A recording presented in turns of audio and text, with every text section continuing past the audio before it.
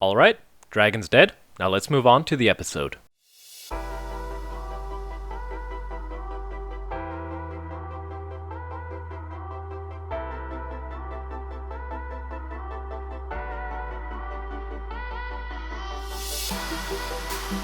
Hey guys, how's it going? I hope all of you are doing great today. Check it out guys, double digits, we reached the 10th episode, and honestly I couldn't think of a better way to celebrate than to head off into the end and have an epic battle with the Ender Dragon, that's right.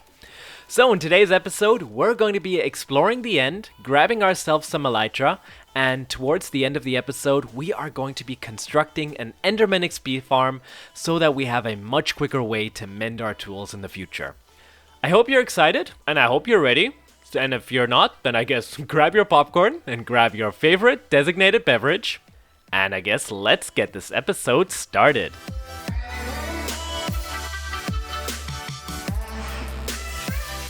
Alright guys, time to tackle the end dimension. So, I have to say, we actually got really lucky with how the end city spawned around us.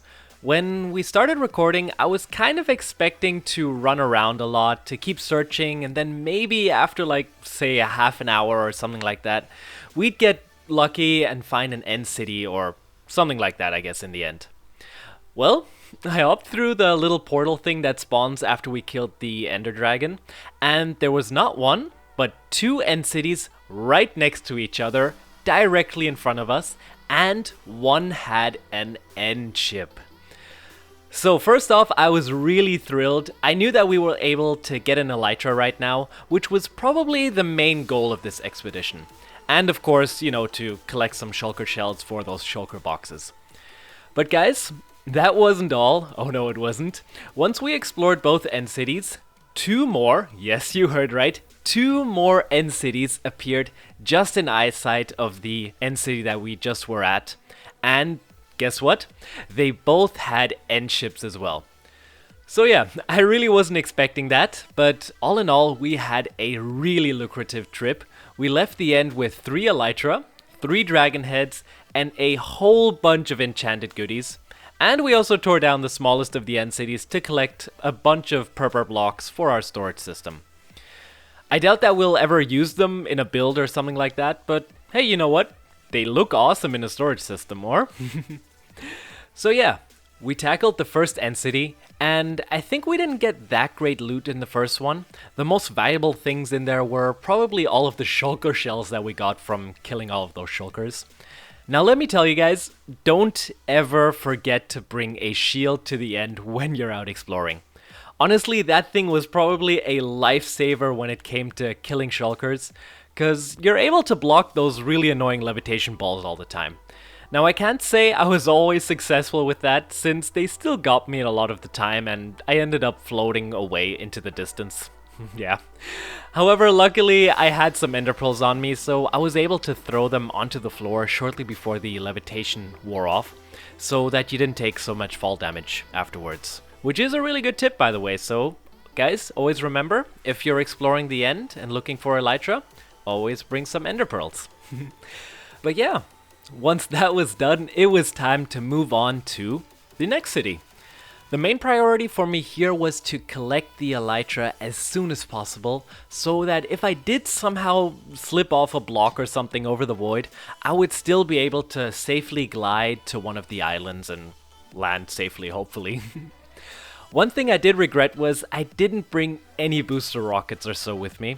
And honestly, I don't really know why I didn't think of that. It must have just slipped my mind while I was preparing. I mean, I brought wood so that we can craft some shulker boxes to store all of the loot as well. But booster rockets, yeah, they just slipped my mind in the end. I don't know. I guess I wasn't really expecting to get an elytra so quickly. But hey, you know what? I'm not complaining. I am really not. Now, this end city was also a lot larger, which meant that we had a lot more loot to collect. And most importantly, we had more shulker shells to collect. I think that all in all, we were able to craft somewhere around 17 shulker boxes or something like that, once we got to back to our base, of course. And I think that's enough storage for now, guys. I'm sure I'll make another trip into the end to collect some more, but that's a lot further later on in the series. But anyways, I think the rest of the end cities were just rinse and repeat. Collect some elytra, collect the dragon heads, and most importantly, kill all the shulkers. Somewhere in between, we also tore down a small end city for all of the purple blocks. Just to have them, of course, because you know what? Having something is always better than needing something. Anyways, I think I'm gonna tear down this thing, quickly raid another end city, and then we'll move on to building an Enderman farm, that's right. So, I guess I'll catch you guys a little later.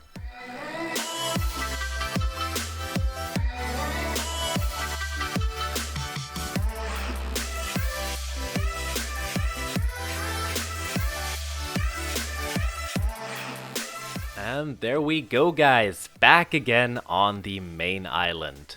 So I think I'll keep the commentary of this build a little shorter. I honestly don't think there's a lot to say about it. So the design that we're using here is a farm by Ilmango. I'll leave a link to the video in the video description if you want to go check that out. And I think the main thing to take away from this farm is that it gives you the maximum amount of experience that you're able to collect.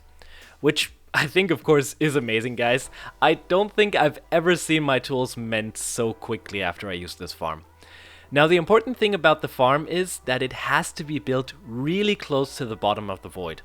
I don't want to go into the technical aspect of it, since I don't really want to explain it the wrong way. However, the gist of it is, whenever Minecraft tries to spawn in a mob or something like that, it starts right at the bottom of the world and then moves its way up all the way to the top. Which means that if you build a farm close to, say, Y0, you actually have higher spawn rates than if you built it further up in the world. So yeah, we had to get all the way down to the bottom of the end. And how we did that, we used a water bucket so that we can slowly descend in the water stream of that while placing blocks below the platform that we built. And I have to say, guys, there were some close encounters while building this farm. I think once we were complete, my butt cheeks were never this clenched before, and I think I also got cramps in my little pinky from holding shift the whole time. But hey, Minecraft, right?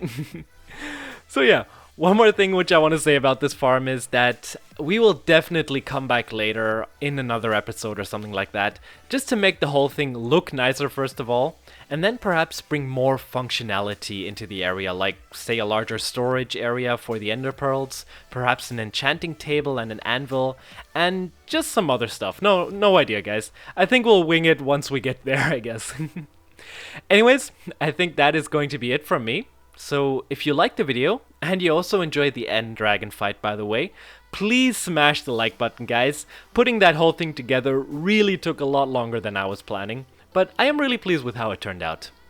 But yeah, with all of that said, I think the only thing left for you to do is sit back, relax, and enjoy the rest of the time lapse.